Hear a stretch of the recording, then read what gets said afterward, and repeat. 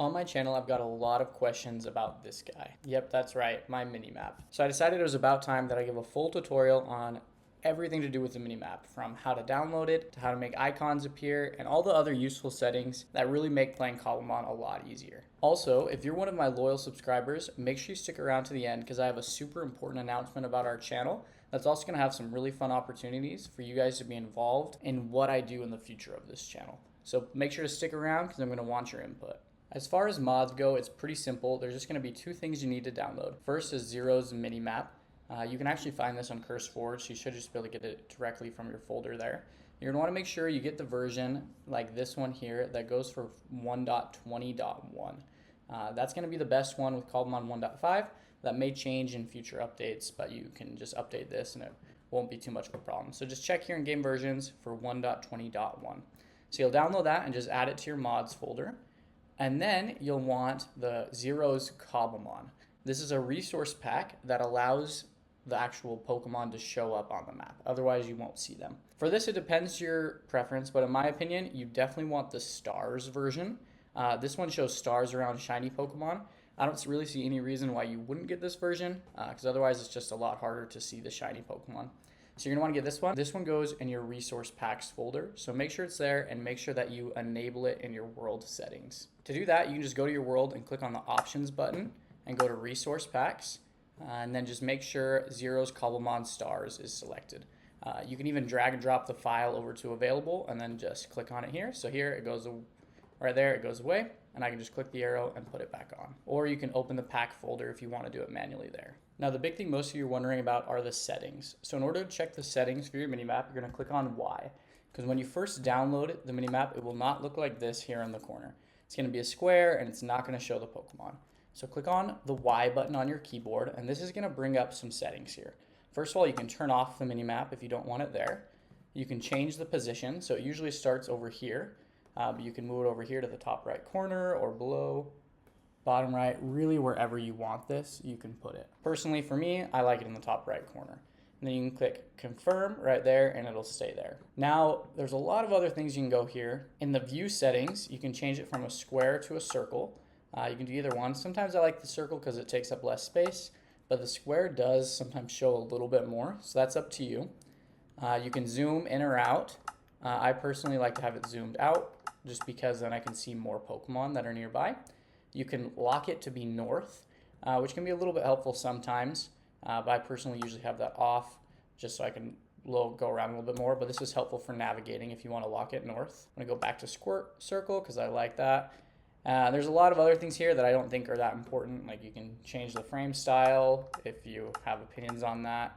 I don't. You can do cave mode things and a couple other things that you can explore with, but for me, it really aren't super important. Then you can go back. Then you can go to Entity Radar Settings. This is going to be the most important one here. And what you're going to want to do is display icons is the most important. So if I have this to no icons, this is how it naturally is, and this is where you can't see the Pokemon. This is something that a lot of people have commented that they're having an issue with. So again, Entity Radar Settings. Click on display icons and make sure that it's always. That's what's going to show the Pokemon. Now I actually have mine a little bit too big. I'm going to put them down to 1. I had them showing a little bit bigger, but that actually makes it a little bit crowded. So I'm going to make it a little bit smaller and that makes it a little bit easier to differentiate between Pokemon. Now you can go back here into the Entity Radar settings and you can change some other things. You know, you can have it display the names or you can have it not display the names. I personally sometimes like to display the names, but it can get a little bit crowded. And so if you don't want that, if you just want the pictures, you can just change that to no names and that'll look like that, which some people might like a little bit better. There's a couple things here that are helpful, like having the name on when the icon fails, if there's not a picture for it, which there aren't for some Pokemon.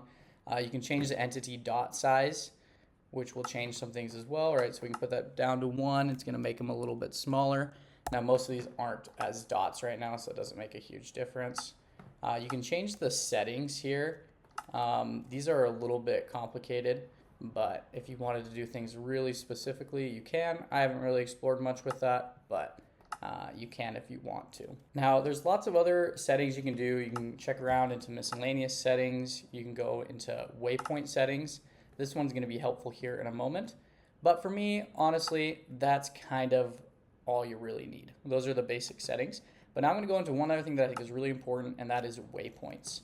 So waypoints allow, or what I think is actually one of the most useful features of this mod, it allows you to mark certain areas, which I love for marking where different biomes are, so I don't have to write down the coordinates, or my home, and I can track it here on the map.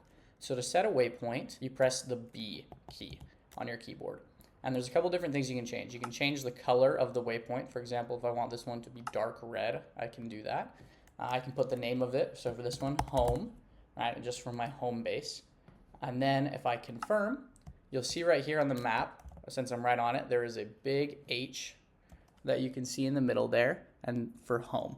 And now if I were to go farther away, right, if I was to go off the map, it would appear in the corner over here. To save some time, I just zoomed in heavily. But as you can see now, at the top there, it'll show us where home is. And it'll actually show me the distance if I point towards it, which is really helpful for navigating to important locations.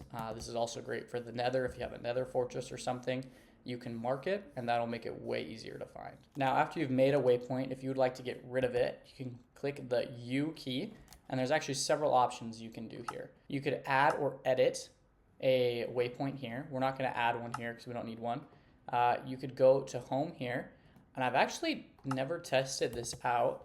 I'm going to be super annoyed with myself if this works, and I've never done it, but let's try it. There is a teleport option here, which I didn't think worked on survival. Okay, yeah, it doesn't, so that's what I thought. I don't think that works in survival, but if you are playing in creative or if you have cheats enabled, you can teleport to your waypoints. I'm not, because I like the achievements. But if you are, that's pretty awesome, and you can teleport there. You could share this if you're playing with others. You could disable it. So if it's getting annoying, you can just turn it off and then turn it back on when you need to find it. That's probably the most useful in my mind. So if you have a bunch of these marking different biomes, I would just turn them off, and then when you need to find it, you can turn it back on. Or if you really are tired of it, you can just delete it. But for most, I would say it's better to disable it rather than delete it. Then you can restore it. It'll give you the option one time, you delete it. You can restore it if you like, or if you really want it, you delete it twice, and then it's gone. Then also, if you click Y again, you can go to waypoint settings. And I don't know if I just accidentally clicked there or something, but you can change some things here. One for me that I actually can be really helpful, but I sometimes find really annoying, is every time you die, it'll create a death point. So if you're dying a lot, it'll create a ton of them. Now this is really helpful if you are trying to find items.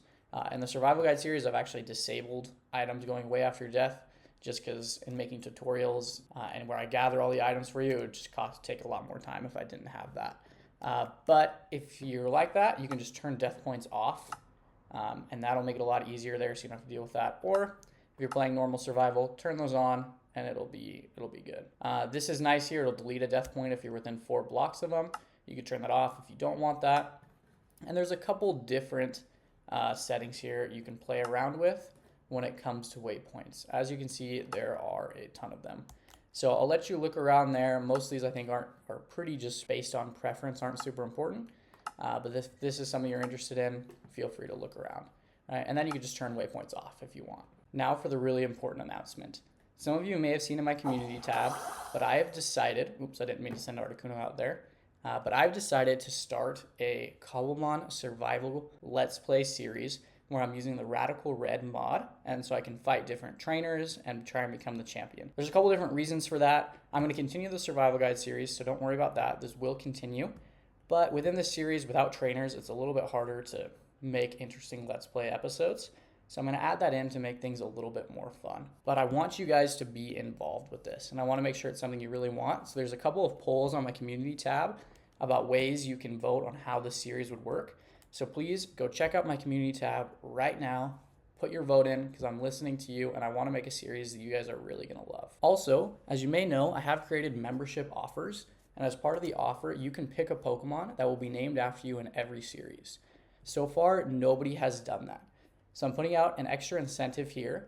I know it's not available for everyone, but if you're able to, check out the membership tab, and if you decide to become a member, the very first person who joins, and if you pick a starter Pokemon as your Pokemon that will be named after you, that's the starter I will pick in this Survival Guide Let's Play series, and it will be named after you forever in every series I play and in this series that's coming up. And don't worry if you happen to be second, whatever Pokemon you pick will still always be named after you, and hopefully I can use it in this series as well.